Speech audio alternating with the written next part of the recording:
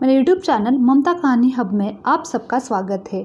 आज इस वीडियो में हम पितृपक्ष की कथा का श्रवण करेंगे। वीडियो की शुरुआत करने से पहले चैनल को आपने सब्सक्राइब नहीं किया है तो चैनल को सब्सक्राइब करना ना भूलें। हिंदू धर्म में पितरों को 84 लाख योनियों में से एक माना गया है। मान्यता है कि विभिन्न लोगों में रहने वाले ये दिव्य आत्माएं संतुष्ट होने पर व्यक्ति पर अपना आशीर्वाद बरसाती है, जिससे मनुष्य को धन, यश, कीर्ति आदि की प्राप्ति होती है और कुल की वृद्धि होती है। इस तरह देखें तो पितृपक्ष के दौरान किया जाने वाला श्राद्ध पूर्वजों के प्रति अपनी श्रद्धा एवं कृतज्ञता को व्यक्त करने का माध्यम है, जिससे प्रसन्न होकर पितर सुख समृद्धि प्रदान करते हैं। पितृपक्ष में पितरों के लिए जाने वाले श्राद्ध के बारे में मान्यता है। इसकी शुरुआत महाभारत काल में हुई थी। श्राद्ध पर्व पर यह कथा अधिकांश क्षेत्रों में सुनाई जाती है। कथा के अनुसार महाभारत के दौरान कर्ण की मृत्यु हो जाने के बाद जब उनकी आत्मा स्वर्ग में पहुंचती है तो उन्हें बहुत सारा सोना और गहना दिए गए। कर्ण की आत्मा को कुछ समझ नहीं आया, वह तो आहार तलाश रहे थे। उन्होंने देवता इंद्र से पूछा कि उन्हें भोजन की जगह सोना क्यों दिया गया। तब देवता इंद्र ने कर्ण को बताया कि उसने अपने जीवित रहते हुए पूरा जीवन सोना दान किया, लेकिन अपने पूर्वजों को कभी भी खाना नहीं दिया। तब कर्ण ने इंद्र से कहा, उन्हें यह ज्ञात नहीं था कि उनके पूर्वज कौन थे और इसकी वजह से वह कभी उन्हें कुछ दान नहीं कर सके। इस सबक के बाद कर्ण उनकी गलती सुधारने का मौका दिया और 16 दिनों के लिए पृथ्वी पर वापस भेजा गया, जहां उन्होंने अपने पूर्वजों को याद करते हुए उनका श्राद्ध कर उन्हें आहार दान किया, तर्पण किया। इन्हीं 16 दिन की अवधि को पितृपक्ष कहा गया। गया जी में सीता माता ने दिया था इन 3 को शाप। वाल्मीकि रामायण में सीता द्वारा पिंडदान लेकर दशरथ की आत्मा को मोक्ष मिलने का संदर्भ आता है। वनवास के दौरान भगवान राम, लक्ष्मण और सीता पितृपक्ष के दौरान श्राद्ध करने के लिए गया जी धाम पहुँचे। वहाँ श्राद्ध कर्म करने की आवश्यकता सामग्री जुटाने हेतु राम लक्ष्मण नगर की ओर चल दिए। उधर दोपहर हो गई थी। पिंडदान का कुतब समय निकला जा रहा था। सीता जी की चिंता बढ़ी जा रही थी। तभी दशरथ की आत्मा ने पिंडदान की मांग कर दी।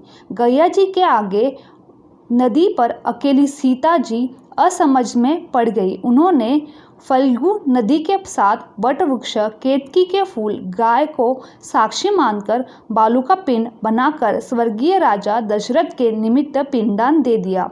थोड़ी देर बाद भगवान राम लक्ष्मण लौटे तो उन्होंने कहा कि समय निकल जाने के कारण मैंने स्वयं पिंडदान कर दिया।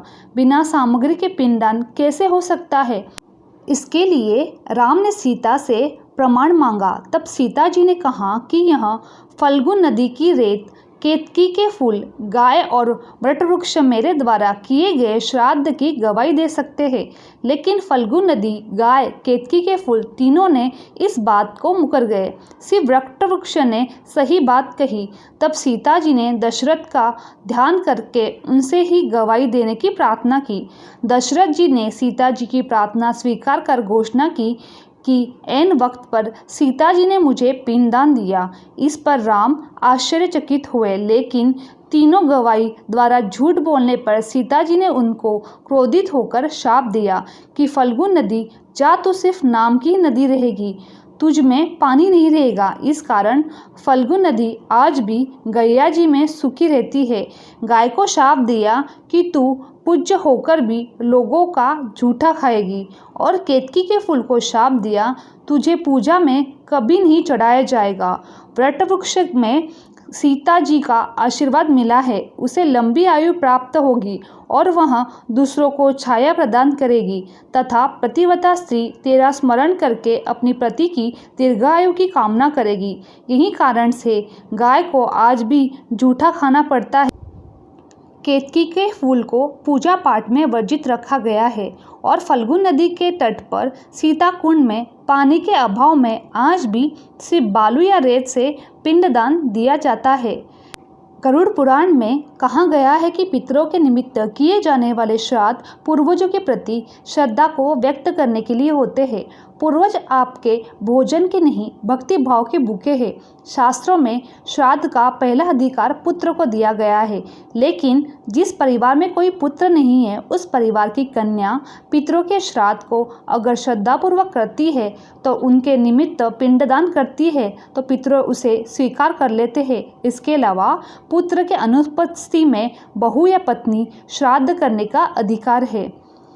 ये थी पितृपक्ष के संबंधी कुछ महत्वपूर्ण जानकारी और कथा। मेरी वीडियो आप लोगों को अच्छी लगी तो चैनल को लाइक, शेयर और सब्सक्राइब करना ना भूलें। आप सभी का धन्यवाद।